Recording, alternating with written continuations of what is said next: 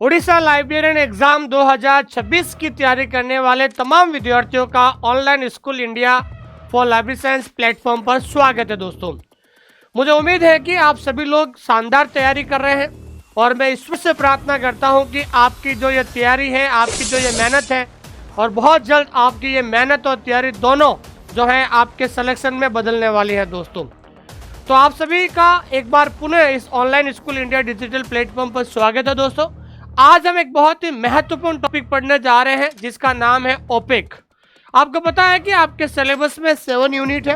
उस यूनिट में जो थर्ड यूनिट है, जो थर्ड यूनिट बहुत ही इंपॉर्टेंट मानी जाती है, उस थर्ड यूनिट का एक टॉपिक है ओपेक। ये टॉपिक बहुत ज़्यादा इंपॉर्टेंट है। यहाँ से 2 क्वेश्चन हमेशा एग्जाम के अंदर पूछे जाते हैं। तो सबसे पहले हम थ्योरी पढ़ेंगे, उसके साथ हम MCQ भी पढ़ेंगे। अगर आप पहली बार हमारा वीडियो देख रहे हैं इस पर, तो आप हमारा जो है टेलीग्राम चैनल जरूर ज्वाइन कीजिएगा। यहाँ पर पूरे भारत में कोई भी लाइब्रेरियन वैकेंसी आती है, उसकी जो अपडेट है वो सबसे पहले अपडेट आपको हमारे जो है इसी टेलीग्राम चैनल पर मिल जाती है, जिसका लिंक हमने डिस्क्रिप्शन के अंदर दे रखा है। और अगर आप हमारे साथ उड़ीसा लाइब्रेरियन एग्जाम की तैयारी करना चाहते हैं तो प्ले स्टोर में जाकर आप हमारा ऐप डाउनलोड करें और ऐप के अंदर जो फ्री कंटेंट दिया हुआ है उड़ीसा लाइब्रेरियन का, तो आप उस फ्री कंटेंट को देख सकते हैं। और सबसे बड़ी बात है कि हमारे एप्लीकेशन में रिकॉर्डेड प्लस लाइव क्लास दोनों यहां पर चलती है। और अधिक जानकारी के लिए दिए गए नंबर पे आप कॉल कर सकते हैं। ये हमारा व्हाट्सएप चैनल भी है जो आप ज्वाइन कर सकते हैं। देखिए दोस्तों, सबसे पहले मैं आपको बताना चाहता हूं कि वास्तव में आपको सिलेक्शन लेना है, वास्तव में आपको इस एग्जाम को क्रैक करना है।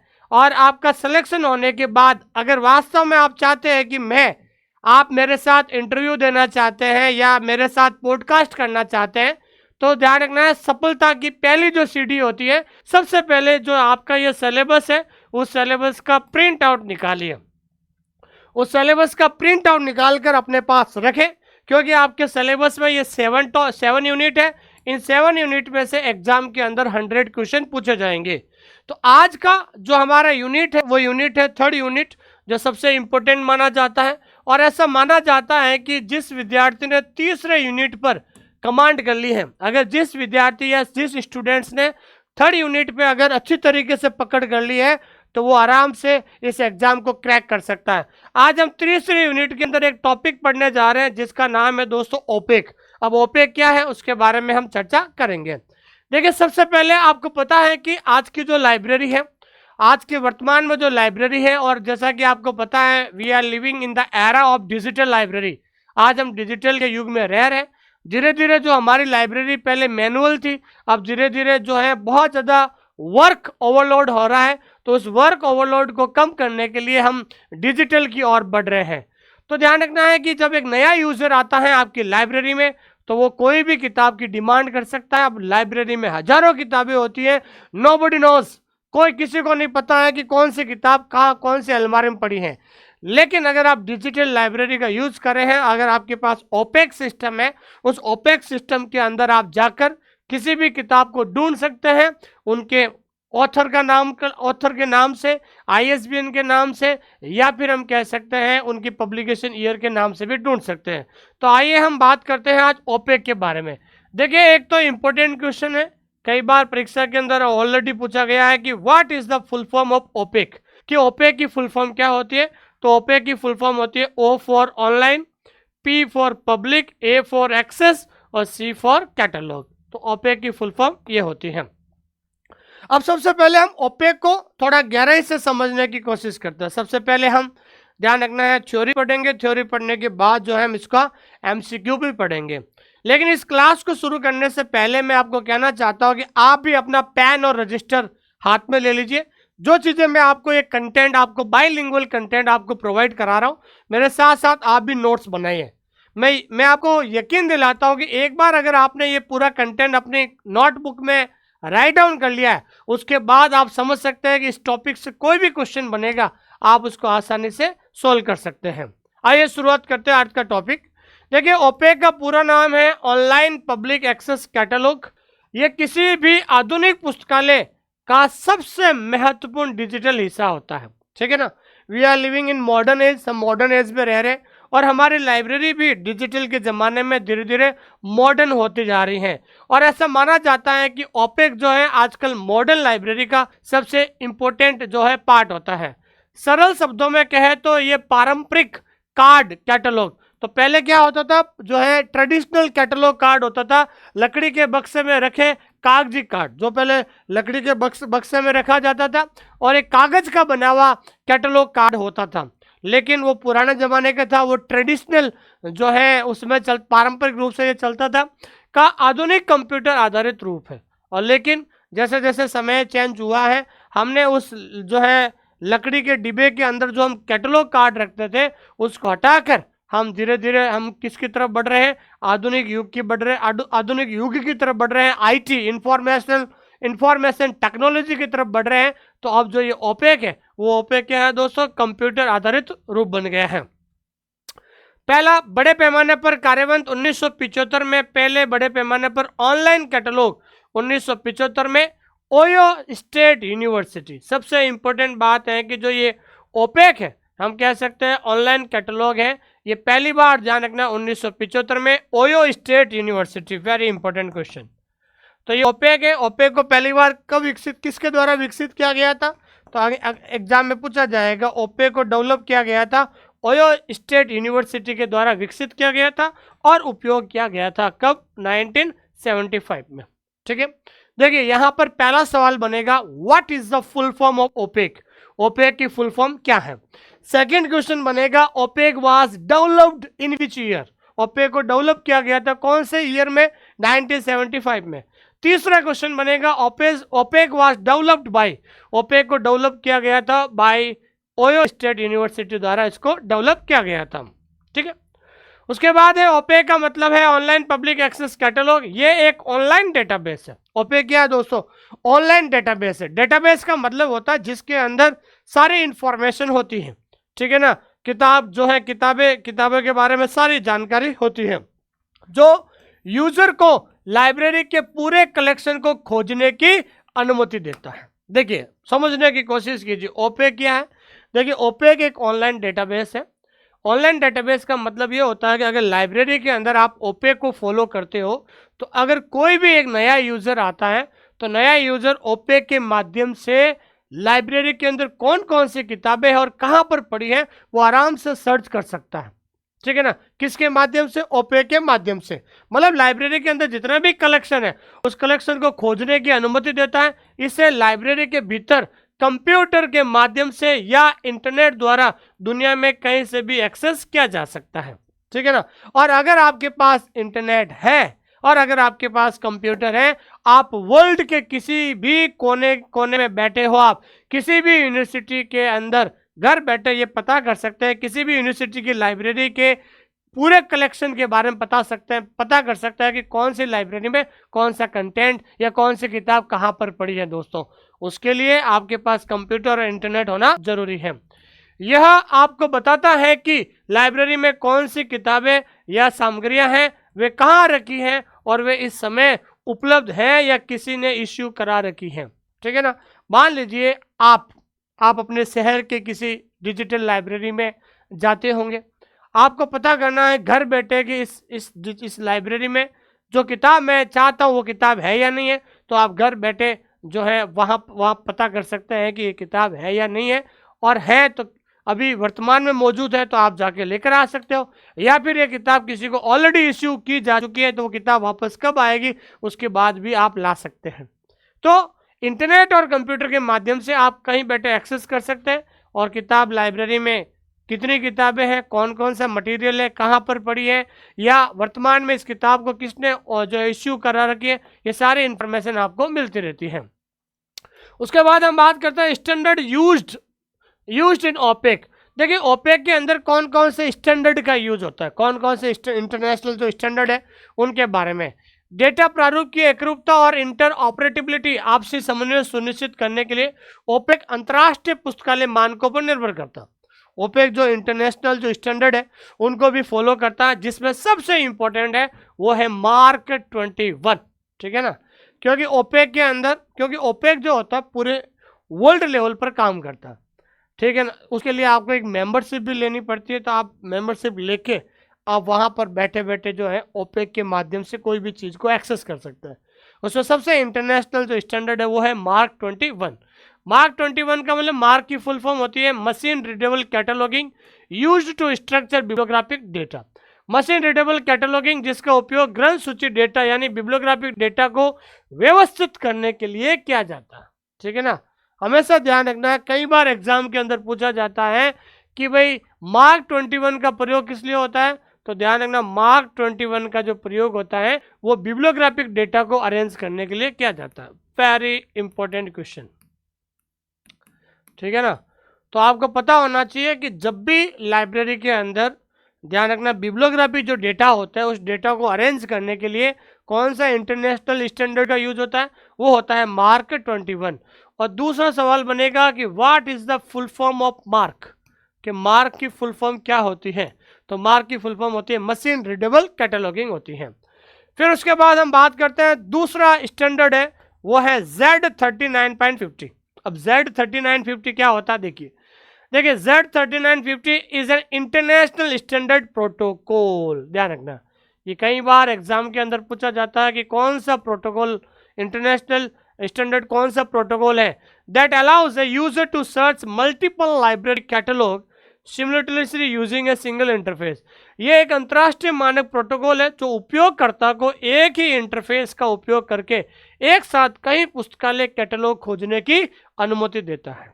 ठीक है ना, ये एक ऐसा इंटरनेशनल प्रोटोकॉल है जिसमें एक यूजर घर बैठे, जो ध्यान रखना, एक ही इंटरफेस के माध्यम से अलग अलग जो लाइब्रेरी है, अलग अलग लाइब्रेरी की जो ओपेक सिस्टम है उसको वो आराम से खोज सकता है, उसकी परमिशन उसको मिलती है दोस्तों। फिर उसके बाद हम बात करते हैं डबलिन कोर। डबलिन कोर क्या है कि डिजिटल संसाधनों का वर्णन करने के लिए उपयोग किए जाने वाले मेटा डेटा जो तत्व होते हैं, जैसे हम कहते हैं मेटा डेटा एलिमेंट्स होते हैं। मेटा डेटा एलिमेंट्स का एक बिल्कुल क्या होता है दोस्तों, सरल सेट होता है। ठीक है ना, क्योंकि आपको पता है कि जब ओपेक के अंदर जब हम किसी के बारे में डिस्क्रिप्शन लिखते हैं, किसी किताब के बारे में, जो मेटा डेटा, जो क्या कह सकते हैं कि जो डिजिटल रिसोर्सेज होते हैं उसके लिए जो रिसोर्सेज को जो यूज किया जाता है, एक simple set of Meta data elements. तो डबलिन कोर क्या है, मेटा डेटा एलिमेंट्स का एक छोटा सा सेट होता है जिसको यूज किया जाता है डिस्क्राइबिंग डिजिटल रिसोर्सेज। जिन रिसोर्सेज को हम डिजिटलाइजेशन कर रहे हैं उनके लिए ये जो है एलिमेंट्स बनता है दोस्तों। ठीक है, तो बहुत इंपॉर्टेंट क्वेश्चन है।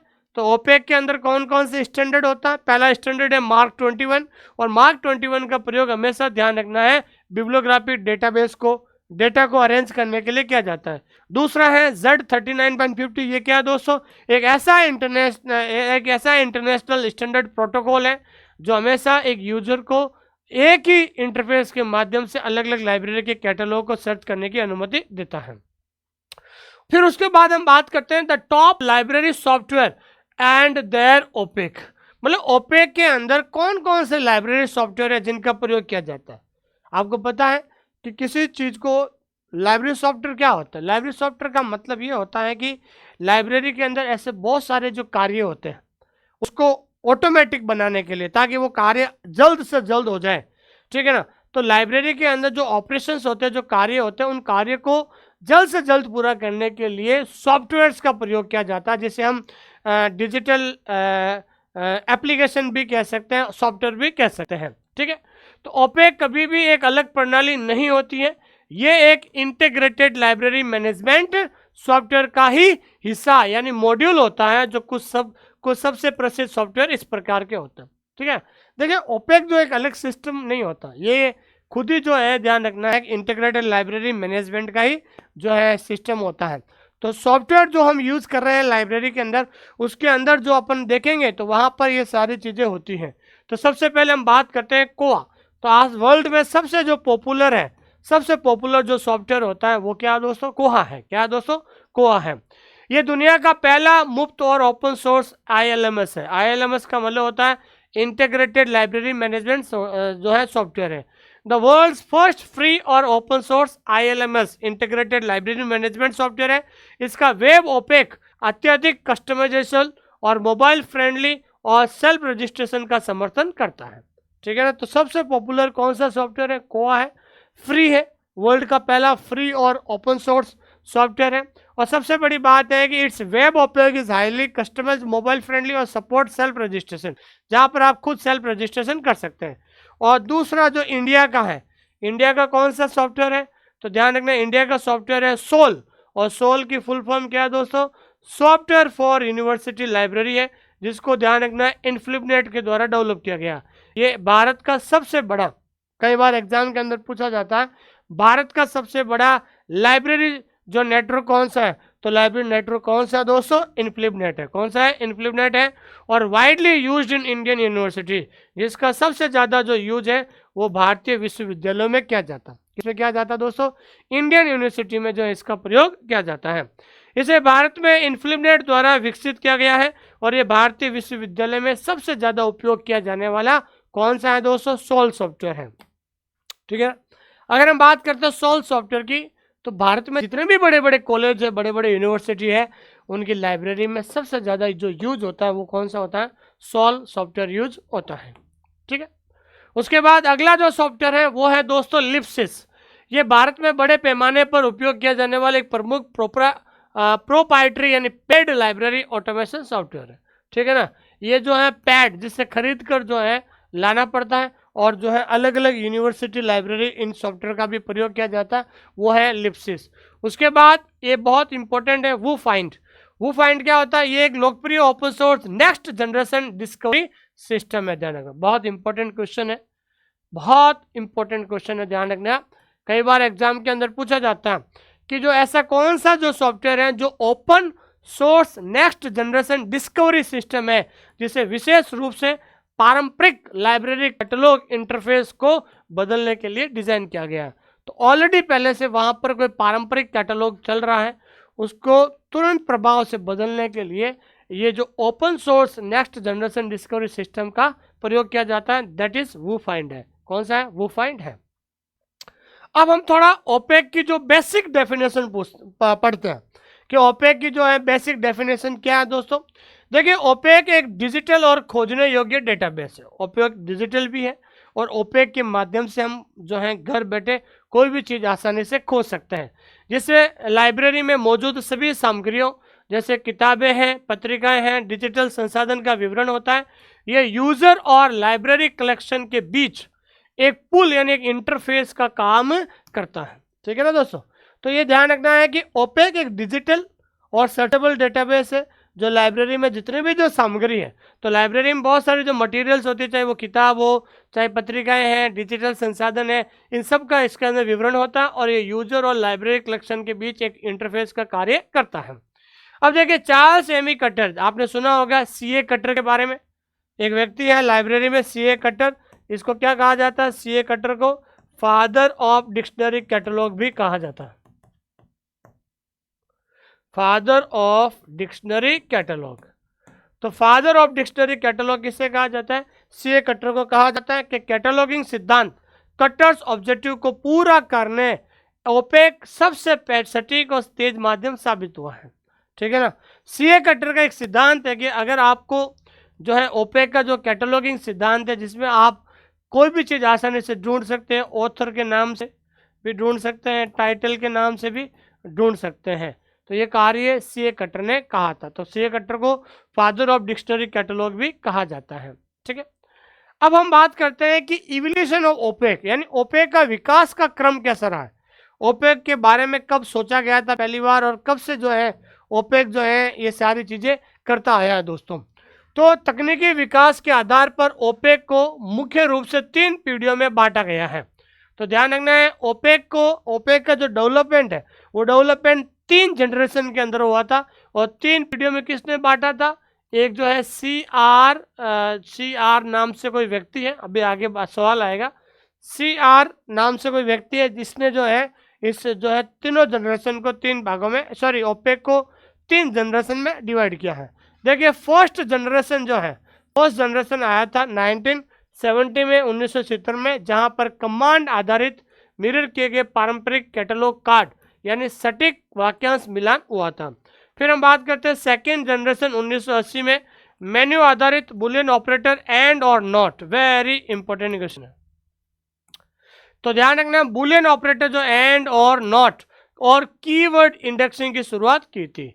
लेकिन सबसे इंपॉर्टेंट क्वेश्चन है कि जो ओपेक का जो निर्माण है, वो ओपेक का निर्माण कब से शुरू हुआ था?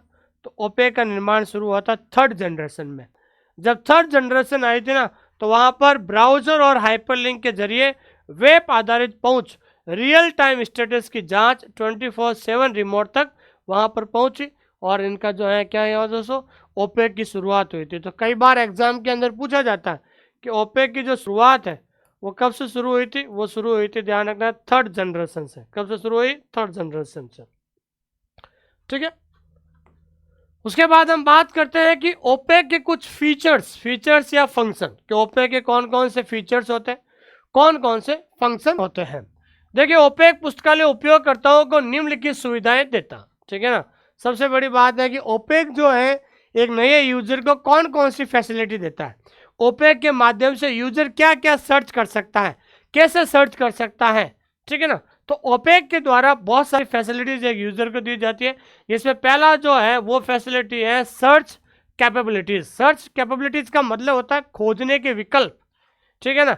ऐसा जरूर नहीं है, अगर मान लीजिए किसी स्टूडेंट को किताब के राइटर का नाम पता है, लेकिन कई स्टूडेंट को राइटर का नाम ही नहीं पता है, तो उसका टाइटल के नाम से भी सर्च कर सकता है। किसी को टाइटल का नाम नहीं है तो वो ISBN नंबर से भी सर्च कर सकता है। किसी को ISBN नंबर याद नहीं है तो और भी बहुत सारे ऑप्शन होते हैं उनके आधार, पब्लिकेशन के नाम से भी वो सर्च कर सकता है। तो कहने का मतलब ये है कि अगर ओपेक के अंदर अगर आपकी किताब है तो आप बहुत सारे जो ऑप्शन है आपके पास उस किताब को सर्च करने के लिए, ठीक है। यूजर कई अलग अलग तरीकों से किसी भी सामग्री को खोज सकता। एक जो यूजर है अलग अलग जो एक्सेस पॉइंट के माध्यम से किसी भी चीज को आसानी से खोज सकता है। पहला होता है ऑथर सर्च। ऑथर सर्च का मतलब होता है सर्च बाय ऑथर नेम। अगर किसी का किताब का लेखक का नाम यानी ऑथर का नाम याद है तो ऑथर के नाम के माध्यम से आप ओपेक में कोई भी किताब ढूंढ सकते हैं। दूसरा होता है title search, search by book title. अगर आपको किसी किताब का टाइटल का नाम है तो टाइटल के नाम के आधार पर भी आप किताब को सर्च कर सकते हैं। तीसरा है सब्जेक्ट हेडिंग सर्च, यानी सब्जेक्ट बेस्ड सर्च, यानी जैसे लाइब्रेरी साइंस या रेडियोग्राफर। अगर मान लो केवल आपको सब्जेक्ट याद है कि मुझे लाइब्रेरी साइंस की सारी किताबें, लाइब्रेरी साइंस जैसे ही आप डालोगे ओपेक के अंदर तो लाइब्रेरी साइंस की उस लाइब्रेरी में जितने भी किताबें वो सारी किताबें आपके सामने खुल जाएगी। जैसे रेडियोग्राफी है तो रेडियोग्राफी जैसे ही आप टाइप करोगे सारी किताबें वहाँ पर आपको मिल जाएगी, ठीक है ना। उसके बाद है क्लास नंबर या कॉल नंबर। अगर आपको पता है कि आपको पता है कि इस लाइब्रेरी में DDC को फॉलो किया जाता है और आपको पता है DDC के अंदर एक क्लास नंबर है 510। जैसे आप 510 डालेंगे तो आपको पता है कि 510 जो क्लास नंबर है DDC में किसके लिए है? मैथमेटिक्स के लिए। तो जैसे आप 510 वहाँ पर डालेंगे तो मैथमेटिक्स की सारी किताबें आपको जो है मिल जाएगी। जैसे आपने 370 क्लास नंबर डाला है तो 370 किसके लिए है? एजुकेशन के लिए। तो एजुकेशन से संबंधित सारी किताबें आपको मिल जाएगी, ठीक है। तो वर्गीकरण संख्या यानी क्लासिफिकेशन नंबर के आधार पर भी खोज सकते हैं। एंड चौथा है ISBN और ISSN। अगर आपको लगता है कि आपको किसी किताब का ISBN नंबर याद है या ISSN नंबर याद है तो ISBN और ISSN के माध्यम से भी आप ओपेक के अंदर कोई भी चीज को आसानी से खोज सकते हैं। तो कहने का मतलब है कि ओपेक के जो ये मेन फीचर्स होते हैं और इस प्रकार के क्या दोस्तों फंक्शन है। उसके बाद दूसरी बड़ी विशेषता है कि real time status tracking. Real time status tracking का मतलब है आप वहां पर ये पता कर सकते हैं कि घर बैठे कि ये किताब वर्तमान में लाइब्रेरी में मौजूद है या नहीं है, ये भी आप पता कर सकते हैं।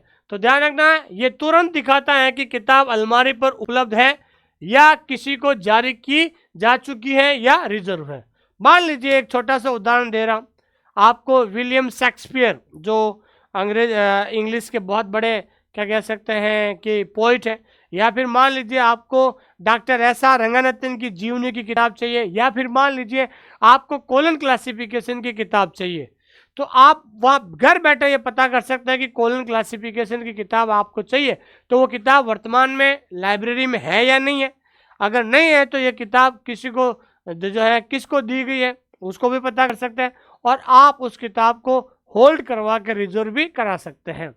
उसके बाद तीसरा है यूजर अकाउंट मैनेजमेंट, यानी पाठक अपने लॉग इन ID से ये देख सकते हैं कि उन्हें कौन सी किताबें ली है।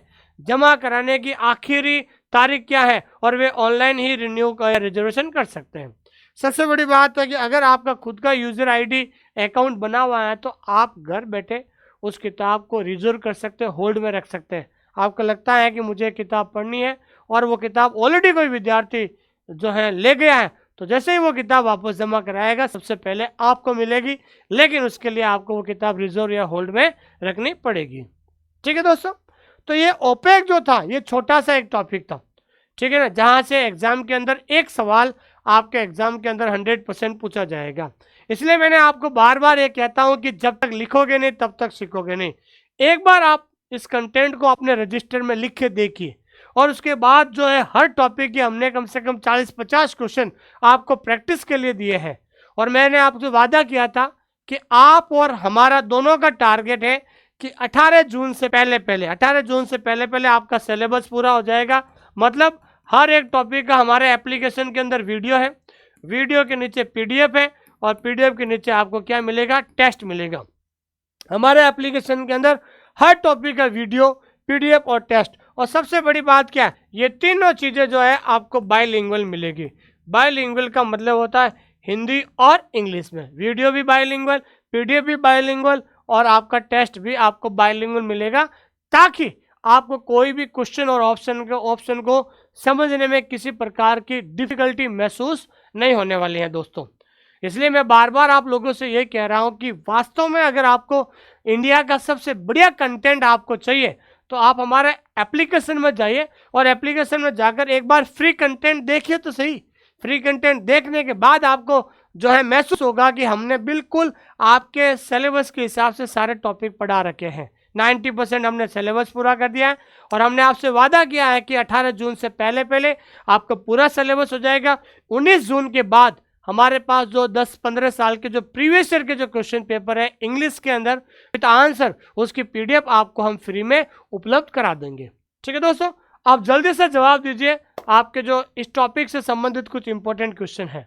पहला क्वेश्चन है दोस्तों, what is the full form of OPAC? OPAC की फुल फॉर्म क्या होती है? Online public access catalogue. तो ओपेक की फुल फॉर्म होती है ऑनलाइन पब्लिक एक्सेस कैटलॉग हो गई। क्या हो गया दोस्तों?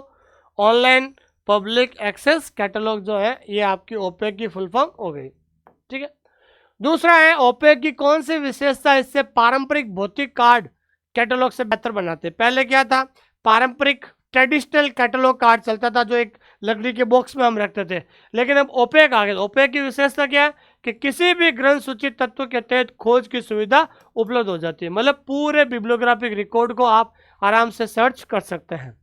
तीसरा है कि जब कोई ओपेक वेब ब्राउजर के माध्यम से इंटरनेट पर उपलब्ध हो जाता है, तो इंटरनेट पर उपलब्ध हो जाता है तो उसे हम क्या कहते हैं? Web OPAC. ठीक है ना, देखो ओपेक क्या होता है, एक लाइब्रेरी के अंदर 4-5 कंप्यूटर होते हैं, वो एक दूसरे से जुड़े हुए होते हैं, तो वो ओपेक हो गया। लेकिन इंटरनेट का प्रयोग करने के बाद आप पूरे वर्ल्ड में कहीं पे भी बैठे हैं आराम से एक्सेस कर सकते हैं, तो वो क्या होता है? वेब ओपेक होता है। ठीक है, WWW यानी वर्ल्ड वाइड वेब के आगमन के साथ ओपेक की किस पीढ़ी का उदय हुआ था? तो ओपेक की जो है किस पीढ़ी के साथ उदय हुआ था? तो ओपेक के जो है उदय हुआ था वो 3rd जनरेशन हुआ था। कब हुआ था दोस्तों? 3rd जनरेशन में इसकी शुरुआत हुई थी। ठीक है, आधुनिक पुस्तकालय में उपयोग किए जाने वाले निम्नलिखित उपकरणों में से वू फाइंड किसका एक उदाहरण है? तो वू फाइंड उदाहरण है ओपन सोर्स डिस्कवरी इंटरफेस। तो ओपन सोर्स डिस्कवरी इंटरफेस जो है इसके माध्यम से इसका जो है हुआ था। उसके बाद हम डायनेमिक लाइब्रेरी वेब ओपेक आमतौर पर उपयोगकर्ताओं को निम्नलिखित में से क्या अनुमति देता है? देखिए, डायनेमिक लाइब्रेरी वेब ओपेक जो है, वेब ओपेक के माध्यम से ऑनलाइन पुस्तकों का नवीनीकरण करना, सामग्री को कंटेंट बेस को देखना और पुस्तक की रियल टाइम उपलब्धता की जांच करना। तो ये जो सारे जो कार्य होते हैं वो किस में होते हैं? डायनेमिक लाइब्रेरी वेब ओपेक के माध्यम से यूजर कर सकते हैं। 1970 के दशक में पहला बड़े पैमाने पर ऑनलाइन कैटलॉगिंग जो सिस्टम है कहाँ स्थापित हुआ था? वो स्थापित हुआ था ओयो स्टेट यूनिवर्सिटी में। कहाँ पर दोस्तों? ओयो स्टेट यूनिवर्सिटी में हुआ था। ओपेक सर्च में परिणामों को सीमित या व्यापक बनाने के लिए कीवर्ड्स को जोड़ने हैं तो किन ऑपरेटर्स का प्रयोग करते हैं? वो ऑपरेटर्स है आपके बूलियन ऑपरेटर्स एंड और नॉट, इसका प्रयोग किया जाता है। अगला है बिब्लियोग्राफिक रिकॉर्ड को पढ़ने और प्रदर्शित करने के लिए ओपेक के बैकएंड में आमतौर पर किस डेटा एक्सचेंज मानक का उपयोग किया जाता है? मैंने क्या कहा था, बिब्लियोग्राफिक रिकॉर्ड के लिए। तो बिब्लियोग्राफिक रिकॉर्ड को अरेंज करने के लिए हमेशा कौन सा जो है वो है मार्क 21 है दोस्तों। और ओपेक के ऐतिहासिक विकास को प्रथम, द्वितीय और थर्ड जनरेशन में किसने क्लासिफाइड किया था? मैंने कहा ना, क्लासिफाइड किया था सी आर हिल्ड्रेथ नामक व्यक्ति ने किया था। अगला क्वेश्चन है, किस दशक में पहली पीढ़ी के ओपेक सिस्टम उभरने शुरू हुए थे? कौन से? पहली पीढ़ी कब आई थी? 1970 में। अगला है, कौन सा प्रोटोकॉल उपयोगकर्ता को एक साथ कई पुस्तकालय कैटलॉग में खोजने की अनुमति देता है? वो प्रोटोकॉल होता है Z39.50। कौन सा है? Z39.50। ओपेक रिकॉर्ड में कॉल नंबर क्या है? तो कॉल नंबर बताता है कि लाइब्रेरी की सेल पर किताब किस जगह पर उपलब्ध होती है। निम्नलिखित में से कौन सा एक समर्पित open source dictionary layer software है? तो डिक्शनरी लेयर सॉफ्टवेयर कौन सा है दोस्तों? वू फाइंड है। कौन सा है? वू फाइंड है। अगला है, चार्ल्स एमी कटर ने पुस्तकालय कैटलॉग के उद्देश्य को ओपेक की उस क्षमता को पूरे होते जिसके द्वारा ये उपयोगकर्ता पुस्तक खोजने में सहायता करता है। पुस्तक आप ऑथर के माध्यम से, टाइटल और सब्जेक्ट के माध्यम से खोज सकते हैं सी कटर के अनुसार। अगला है, इंफॉर्मेशन रिट्रीवल के लिए कौन सा मानक अंतर्राष्ट्रीय ISO 239050 के मानक का समतुल्य है? तो वो समतुल्य कौन सा है? Z39.50 है। ठीक है दोस्तों, और भी हमने एप्लीकेशन के अंदर बहुत सारे जो है हमने हर टॉपिक के बायलिंगुअल क्वेश्चन बना रखे। देखिए, सारे विद्यार्थी पढ़ रहे हैं, कोई ऑफलाइन पढ़ रहा है, कोई ऑनलाइन पढ़ रहा है, लेकिन अभी जो आप पढ़ रहे हो ना, आप एक कुएं के मेंढक की तरह, आपको पता नहीं है कि और लोग कैसे पढ़ते, क्या पढ़ते। लेकिन जब आप टॉपिक पढ़ रहे हो, सिलेबस भी कर रहे हो, लेकिन जब टॉपिक पढ़ने के बाद जब आप किसी टॉपिक का टेस्ट देते हो, उसके अंदर आपके अंदर एक कॉन्फिडेंस आएगा कि हाँ, ये टॉपिक मेरा क्लियर हो गया, इस टॉपिक में मैंने 30 क्वेश्चन का टेस्ट दिया और 30 में से 30 सवाल सही हो गए। ये आपको कहीं ना कहीं कॉन्फिडेंस आपको आगे बढ़ाएगा, और यही आपका ये कॉन्फिडेंस है वो नॉर्मली आपको आगे बढ़ाएगा। ठीक है, तो मेरा कहने का मतलब यह है कि अभी आपको अगर उड़ीसा लाइब्रेरियन की तैयारी हमारे साथ करना चाहते हो तो हमारे लिए एक स्पेशल ऑफर है आपके लिए। तो प्रथम 100 विद्यार्थी के लिए स्पेशल है 1999 में आपको complete live plus recorded class हमारे एप्लीकेशन के अंदर मिलती है। सबसे पहले सिलेबस पूरा कर लो, रिवीजन करो और ज़्यादा से ज़्यादा MCQ सॉल्व कीजिए। कोशिश ये कीजिए, अगर आप रोज़ के 2 घंटे भी अगर आप पढ़ते हो तो 40 दिन के अंदर आप 2 टॉपिक भी पूरा करते हो तो 40 दिन के अंदर आप सिलेबस पूरा कर सकते हो। ये राजस्थान में 300 पदों पर वैकेंसी आई थी, सबसे ज़्यादा बच्चों का सिलेक्शन हमारे यहाँ एप्लीकेशन से हुआ है। तो आप हमारा उड़ीसा लाइब्रेरियन एक बार एप्लीकेशन में जाइए और फ्री कंटेंट जरूर देखें, ताकि आपको पता चलेगा कि लाइब्रेरी साइंस को कैसे पढ़ाता है। और ये आप घर बैठे किताबें मंगा सकते हैं, आप हमारी गूगल में जाकर वेबसाइट के माध्यम से। अधिक जानकारी के लिए नंबर दिए गए हैं, इस नंबर पे आप कॉल या मैसेज कर सकते हैं। बहुत बहुत धन्यवाद आप लोगों का कि आपने मुझे इतना प्रेम दिया है, और इस प्रेम के बदले में मैं आपको इंडिया का बेस्ट बायलिंगुअल कंटेंट आपको उपलब्ध कराऊंगा। हमारा लक्ष्य है कि आपका सिलेक्शन इस भर्ती में हो और बहुत जल्द आप लाइब्रेरियन बने, और जैसे ही आपका सिलेक्शन होगा मैं खुद उड़ीसा की जो कैपिटल है भुवनेश्वर में आऊँगा और आपके साथ एक स्पेशल पॉडकास्ट और इंटरव्यू करने की मेरी तमन्ना है, और उम्मीद करता हूँ कि मेरी ये तमन्ना, मेरी ख्वाहिश आप सब लोग सिलेक्शन लेकर पूरी करेंगे। Thank you very much.